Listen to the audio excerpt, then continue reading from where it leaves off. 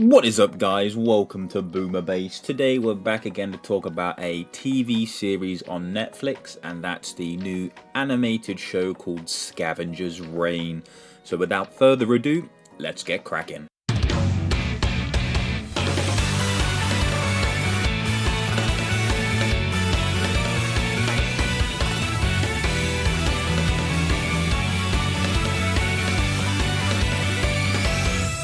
So if you are like one of the few like myself that has not heard of Scavengers Reign, it's a show that came out on HBO Max back in October of 2023 and did pretty well from what I can gather, and then unfortunately Max cancelled it on May 2024 of this year, and Netflix took over and brought season 1 over. So pretty much Netflix are looking to hopefully do a season 2. It just needs to be viewed and watched enough that Netflix think, hey, let's put out this for a season 2. It would be really horrible and really damning for the show as a whole if it didn't get a season 2, because it actually has so much potential. Now, if you were like me and you were unfamiliar of what Scavengers Reign is about, it's an adult animated sci-fi show, and the plot pretty much is the series follows the survivors of the damaged interstellar cargo ship Demeter 227, who are stranded on Vesta, an alien planet bustling with flora and fauna but filled with dangers.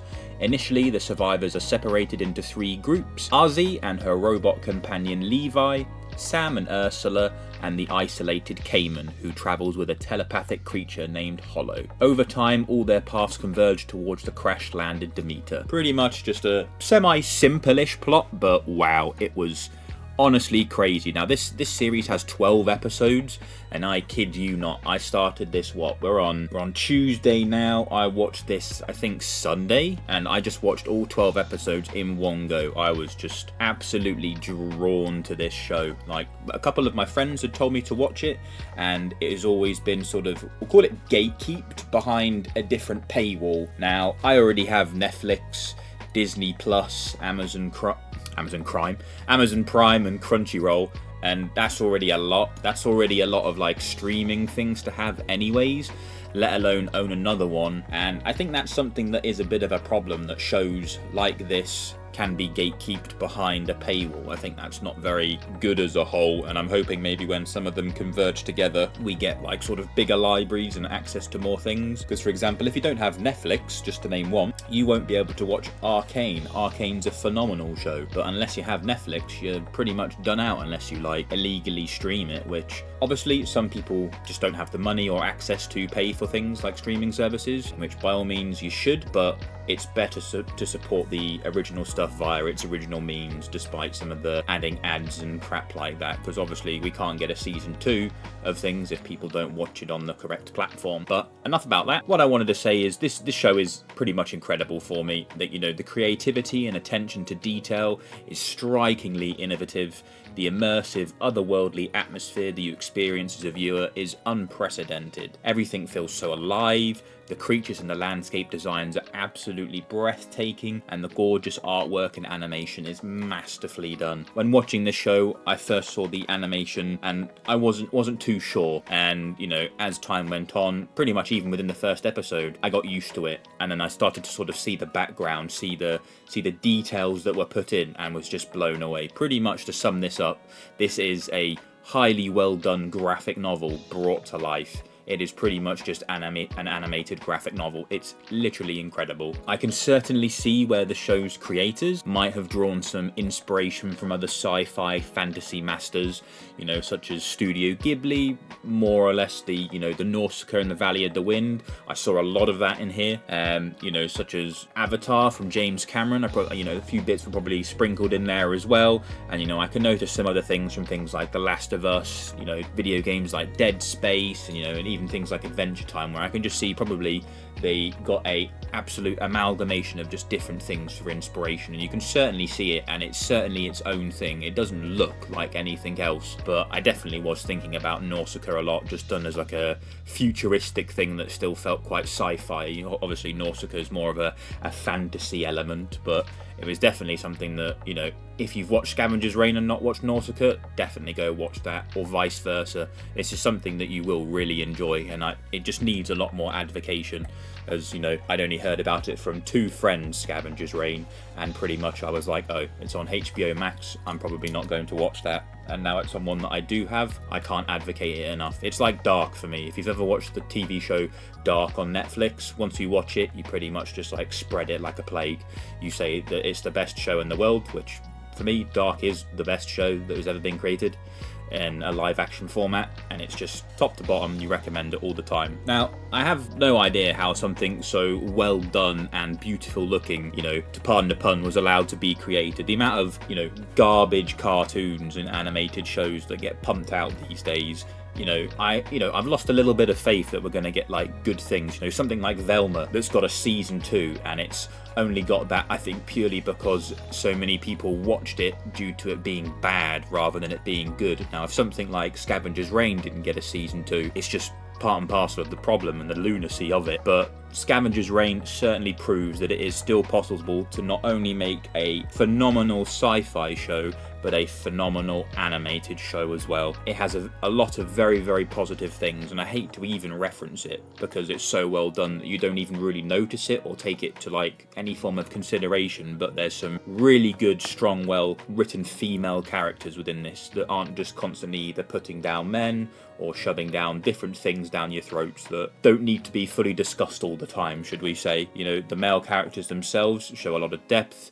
They show a lot of, you know, vulnerableness as well, especially with Cayman. His character is certainly something, and I'm hoping that towards season 2 we get to see a bit more of a redemption arc and a positive arc for him, as I don't really want to discuss spoilers with this at all, because I'm trying to get you to watch it without spoiling it. Now, as mentioned, the world is full of crazy creatures, plant life and things, and it will definitely cause what might be some sort of fear for you. There was definitely a very creepy element to it, you know, anything from just the plants to, you know, some of the things like water and stuff can just be very deadly to you, or just be used in such a creatively crafty way to just help the main characters survive. You know, we've got some of the creatures that seem fine and nice and innocent, all the way up to, you know, literally murdering you and trying to kill you type of thing. You know, it's bonkers. I love the amount of creativity that went into this. I honestly do think they were just like, right, what can this animal do? Just literally chuck out a random thing and go from there. Like I think there's these one animals that literally just suddenly blow up into an almost like a balloon type of thing, a bit like a blowfish, but like they use that to try and like transverse terrain and things. And I was just like, how did they even figure some of this out and things? Like the creature on the left hand side of this thumbnail, like that's a crazy scary sort of creature. You'll be excited to see that bit for sure. Now, I'll talk very briefly about the main characters. So we'll go with Cayman first and the Hollow. It certainly was a very creepy aspect, and sometimes made me just feel a bit like gut-wrenched uncomfortable, as Cayman had to go through a lot of trials and tribulations and a lot of trauma really, and just sort of got used a lot, and then it was almost like an abusive relationship, to sort of put it plainly. At times it was quite graphic and quite sort of like lucid in things, and the Hollow villain is something that you'll just definitely hate throughout the show.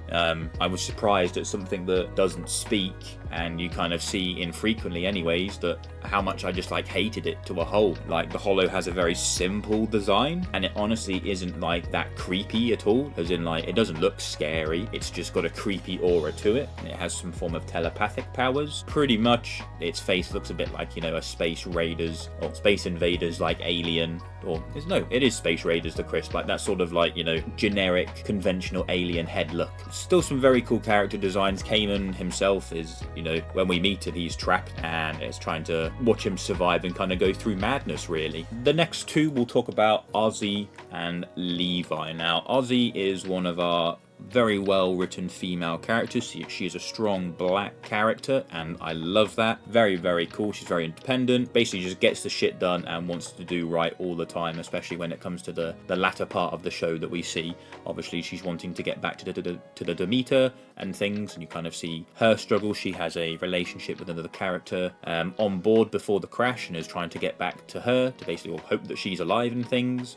And it is a gay relationship, and again, very well done. Very much enjoyed that aspect of it. Now, Levi is a robot. It's called kind of like a... They all look the same, the robots that they would have, but they all give different personalities and names and things. And Levi is a robot that's starting to mix with the planet. Some of the planet, in a way, is getting into all its circuitry and things, and it's making Levi feel more, alive. Ozzy at one point can touch Levi and she can feel it and starts to become kind of more of a person, if that makes sense, and does some kind of weird sort of creepy, esque things, like Levi will start just like losing herself or wandering away and doing just things without knowing why, and that's a very cool element.